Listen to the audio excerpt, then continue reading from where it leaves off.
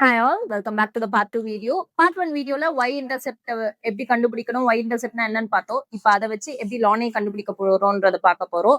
ln A கண்டுபிடிக்கிறதுக்கு compare this equation with the equation of line. Equation of line பாத்தீங்கன்னா y is equal to c plus mx. இங்க c தான் அந்த y intercept. அப்ப c ஓட value என்ன 6. அப்ப ln A என்ன?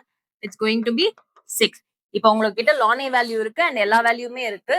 Let's start substituting. ln k value பாத்தீங்கன்னா e square. அப்ப ln of e square. ln e square is going to be 2. So நீங்க டைரக்டா 2 சப்ஸ்டிட்யூட் பண்ணிக்கலாம். 2 is equal to ln A value 6 minus EA value பாத்தீங்கன்னா 6.64. 6.64 kilo ஜூல்ஸ்னு இருக்கு. நீங்க question நல்லா note பண்ணுங்க. 6.64 கிலோ ஜூல் இருக்கு. Change it to joules. So 1000 ஆல நான் மல்டிப்ளை பண்ணிக்கிறேன். Divided by R. R வந்துட்டு 8.3 joules into temperature.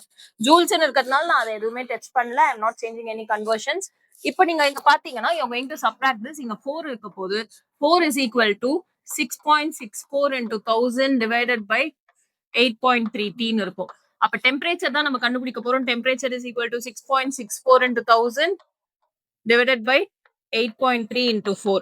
இப்ப நீங்க இதெல்லாம் கேன்சல் பண்ணீங்கன்னா you get 6640 divided by இது ரெண்டு நீங்க மல்டிப்ளை பண்ணீங்கன்னா you're going to get 33.2.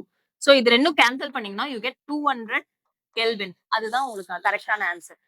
For much more videos and much more solutions, follow Scholar Spectra. All the best.